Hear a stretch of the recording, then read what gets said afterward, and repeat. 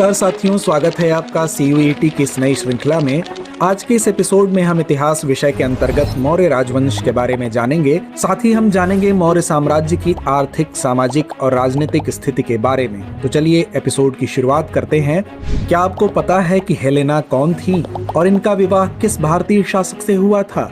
अगर नहीं पता तो हम आपको बताते हैं कि हेलेना सिकंदर महान के शीर्ष सैन्य अधिकारी सेल्यूकस निकेटर की बेटी थी, जिन्होंने राजनीतिक संबंध स्थापित करने के लिए वैवाहिक संबंध का सहारा लिया और अपनी बेटी का विवाह चंद्रगुप्त से कर दिया था। तो चलिए अब बात करते हैं चंद्रगुप्त की। तो ये वही चंद्रगुप्त हैं जिन्होंने करीब 2300 साल पहले मौर्य साम्राज्य की स्थापना की थी।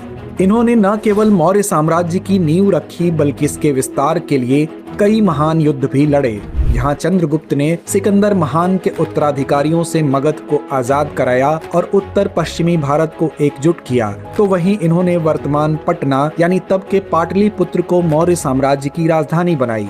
इनकी शासन व्यवस्था को सुसंगठित करने में चाणक्य ने महत्वपूर्ण भूमिका निभाई थी, जिन्होंने अर्थशास्त्र नामक प्रसिद्ध ग्रंथ लिखा था। इसमें राज व्यवस्था, कृषि, न्याय एवं राजनीति जैसे विभिन्न पहलुओं पर विचार किया गया है। तो वही वक्त आ चुका था, साम्राज्य को जरूरत थी एक नए सम्राट की। ऐसे में चंद्रगुप्त ने अपने पुत्र बिंदुसार को शासन की बागडोर सौंपी। क्या आपको पता है कि इतिहास में महान पिता का पुत्र किसे कहा जाता है? अगर नहीं तो आपको जानकर हैरानी होगी कि बिंदुसार को ही इतिहास में महान पिता का पुत्र और महान पुत्र का पिता कहा जाता है। वो इसलिए क्योंकि वे चंद्रगुप्त मौर्य के पुत्र और सम्राट अशोक महान के पिता थे। उन्होंने साम्राज्य की स्थिरता बनाए रखी और दक्षिण भारत तक साम्राज्य का विस्तार किया। उनके शासनकाल में मौर्य साम्राज्य की सीमाओं में काफी प्रगति हुई और उन्होंने अपनी सत्ता को मजबूत बनाए रखने के लिए कूटनीतिक नीतियों का उपयोग